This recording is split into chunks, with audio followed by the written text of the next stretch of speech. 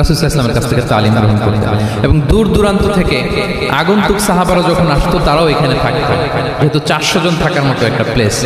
রাসূল সাল্লাল্লাহু আলাইহি ওয়াসাল্লামকে তারা দিনের খুঁটিনাটি বিষয় জিজ্ঞেস করতেন এবং সালাত শেষে এরকম অনেক হাদিস পাওয়া যায় যে রাসূল সাল্লাল্লাহু আলাইহি ওয়াসাল্লাম আহলে সুফফার সাহাবীদের সাথে ওখানে বসেছেন, তাদের সাথে গল্প করেছেন, তাদের প্রশ্নের বিভিন্ন উত্তর দিয়েছেন।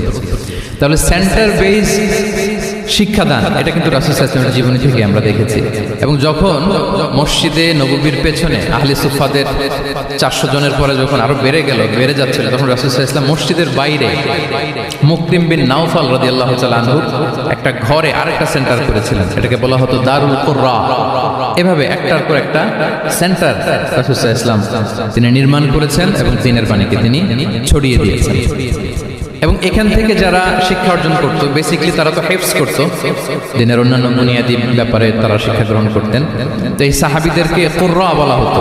তাদেরকে আবার রাসূল সাল্লাল্লাহু আলাইহি ওয়াসাল্লাম বিভিন্ন এলাকাতে মুআল্লিম হিসেবে প্রেরণ করতেন। এটা রাসূল সাল্লাল্লাহু আলাইহি ওয়াসাল্লামের সুন্নাত ছিল যে কোনো এলাকায় দিনের শিক্ষা দেওয়ার জন্য আগে মুআল্লিম পাঠাতেন। আমরা জানি যে হিজরতের আগে রাসূল সাল্লাল্লাহু আলাইহি ওয়াসাল্লামের আগেও তিনি মদিনাতে একজন সাহাবীকে পাঠিয়েছিলেন, মুসআব বিন উমাইর।